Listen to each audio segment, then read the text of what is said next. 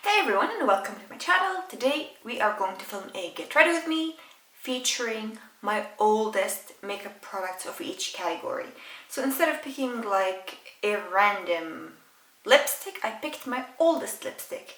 Instead of picking a random foundation, I picked my oldest foundation.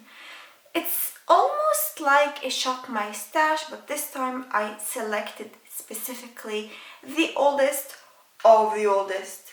So let's get started. Many of these products are repurchases of products that I love so much that I keep rebuying. The first one is in fact a repurchase of one of my favorite primers, the Smashbox Primerizer.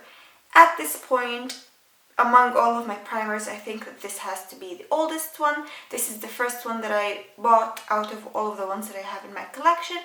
And because I like it so much, I actually repurchased it. This is what we will be using. And I actually really like using this during the fall because my face, especially in like my chin, my cheek area, is devastatingly dry. I believe that my oldest foundation is the Too Faced Born This Way foundation. Yes. This is one of my least used foundations actually.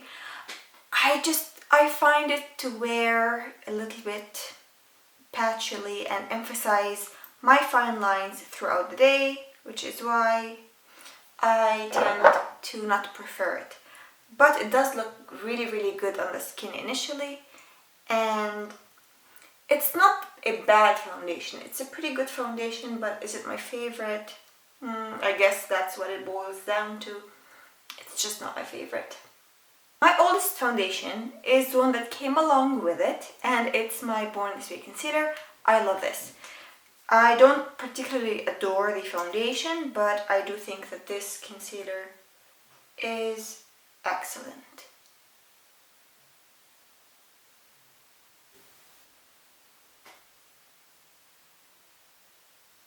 Before I go ahead and set my face, I wanted to use my oldest blush because it's actually a cream blush, a liquid blush. This is my Daniel Sandler watercolor blush in the shade So Pretty. And the good thing about these blushes is that if you have multiple shades, it's really easy to mix them. I used to wear this a lot back in the day. I was really obsessed with it, and it does give a beautiful glow. Then I think my oldest powder at the moment is my Colourpop No Filter setting powder. It used to be my Glossier powder, but I decided to declutter it because I don't like the packaging or the powder that much. It's not that I don't like the formula, it's that I don't find it to be brightening underneath my eyes. My oldest pressed powder, I think, is my Charlotte Tilbury Airbrush Flawless Finish Skin Perfecting Micro Powder. I repressed it and it doesn't look great. I don't know if you can see, but it really does not look that good.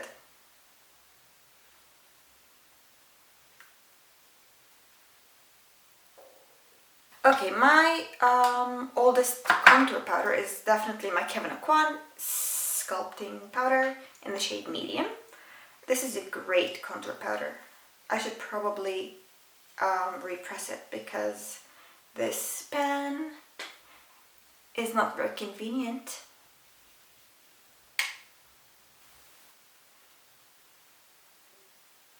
If you've seen my bronzer declutter video, which will be linked right here, I don't have many bronzers. I have two because I don't find bronzers to be exciting enough for me to hoard, so to say. So I keep my favorite bronzer from like the higher end spectrum and my favorite bronzer from the lower end or the drugstore spectrum. My oldest bronzer is actually a bronzer that I got this year. My two current bronzers are bronzers that I did get this year. This is my Dodge & Burn bronzer in the shade Fair Light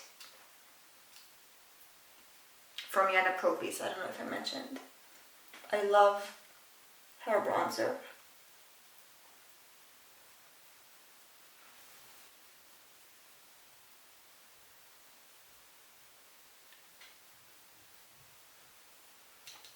I have two highlighters which I'll be using today, because if you've seen my videos, you know that I always use two highlighters.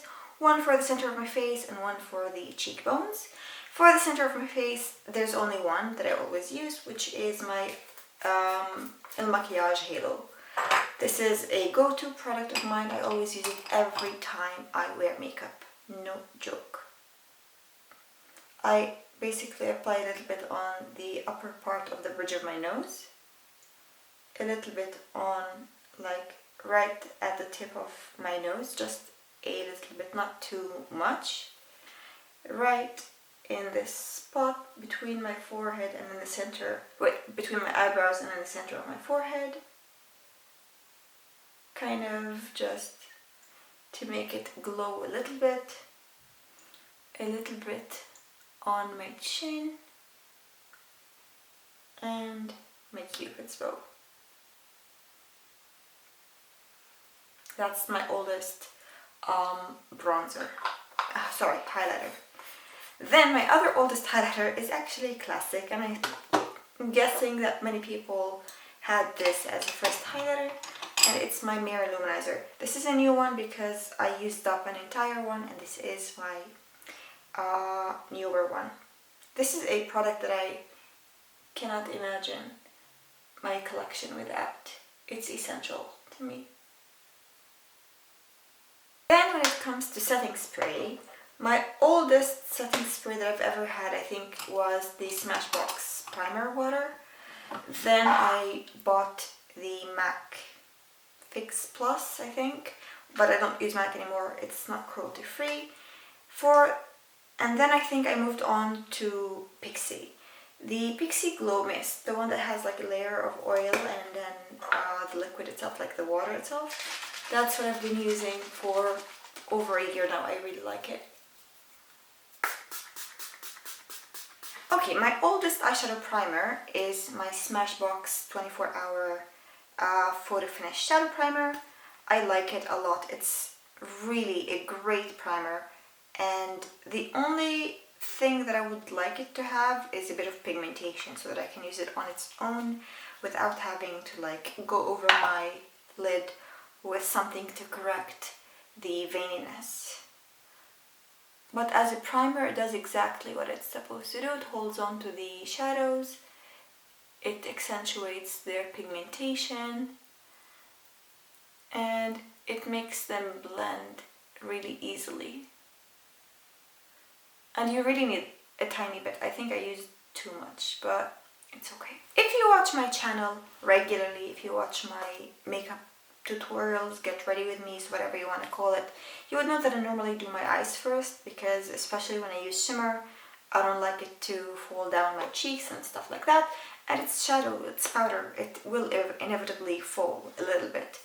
But today's palette is actually really easy, and the shadows are going to be skin toned, natural, so I didn't feel obliged to start off with my eyes.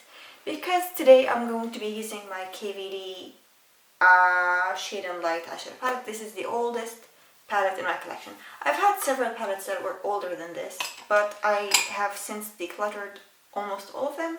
I like this palette, I cannot help it. This is a good quality, easy palette to have in your collection because of the fact that it has all of the like matte neutrals that I think I would need. It has both warm toned, it has cool toned, and it has shadows that I would say are cooler neutrals. So they can pass as neutrals, but they're a little bit cooler.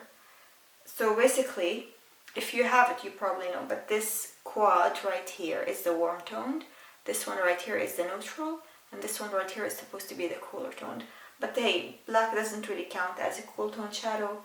I don't think that white necessarily does either, and these two like taupey shades count more like as a cooler toned shadow. One of my favorite shadows in this palette is this right here. I love it, and there's a huge dent in it, which only means that I used it a lot. and I plan on starting out with it today. I'm gonna use the same shadow and apply it on my lower lash line all over it. I'll take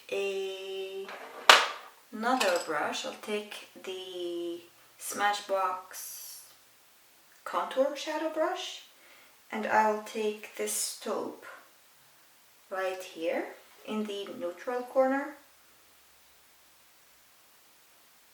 and I'll apply it as like a more precise crease shade.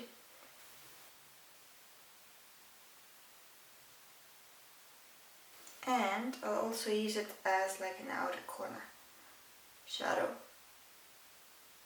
Also using it as like an outer corner of like the lower lash line kind of shade. And just since we're all here and we're playing with makeup a little bit, I haven't used black eyeshadow in such a long time, and I'm planning to use it only like as a tiny little accent.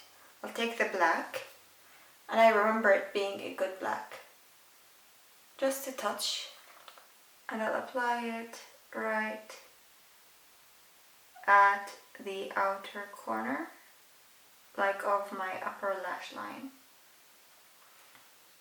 I'll take a little bit at a time, like just a touch. And I'll smudge it. I'll take the same highlighter, the Mary Luminizer, with my pinky and hit my inner corners. Because back when I had this, I still liked to highlight my inner corners. And I think I used to use my highlighter for sure. Okay. Now, with things like brows and lashes, it's not going to be that accurate, but I think my first brow pencil was from Il Maquillage. I don't buy that anymore because I don't buy high-end brow products. It's a waste in my opinion.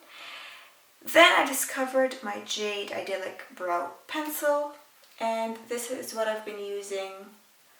Well, this was what I used to use for a little while until I discovered another one, but this is my oldest favorite that I felt like I wasn't too stupid to be spending my money on. My oldest mascara turned out to be dry because I've had it in my drawer for ages. This is, I think, my second oldest. This is the Jade Volumetric Dramatic Volume and Curve Mascara. I hope, well, it sounds like it's still good. It has like that vacuum sort of sound. Like the gloss sound or mascara sound or something. I think the oldest lipstick that exists in my collection is probably this Smashbox Be Legendary Matte lipstick. I used to have two shades. I used to have a shade called Punked, which was a grey lipstick, and this one is called Plum Roll, which is a vampy lipstick.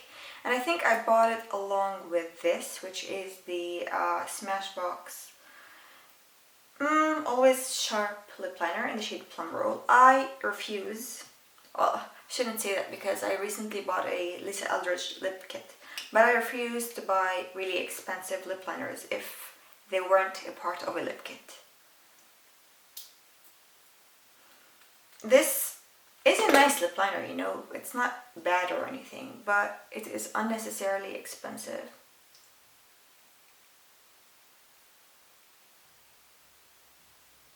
So for me, like, with products like lip liners, eyeliners even, mascaras, brow pencils, I refuse to splurge. Lipstick is in the same shade. It's called Plum Roll, as I've said at least once already. But it's worth repeating. It bears repeating, as Bianca Del Rio once said.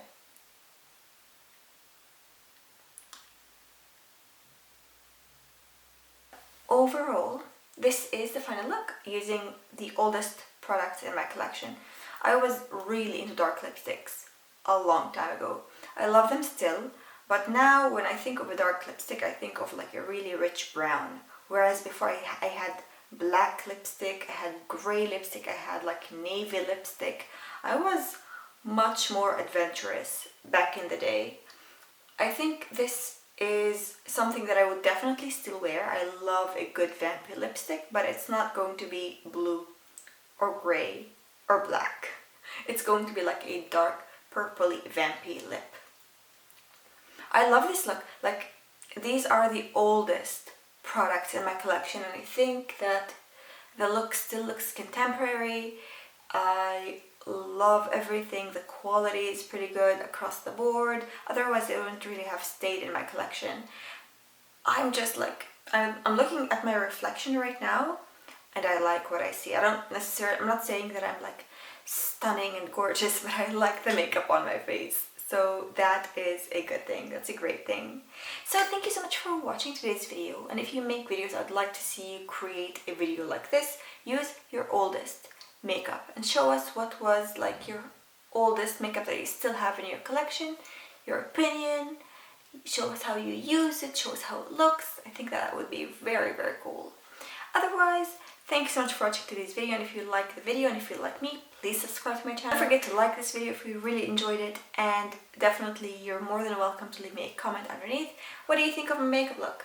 Would you have guessed that this makeup is the oldest that I have in my collection, or would you have said that, oh, she must have bought like this new highlighter, or maybe her eyeshadow looks like the Natasha Denona palette, whereas like this is the oldest of eyeshadow palettes, I think, at this point.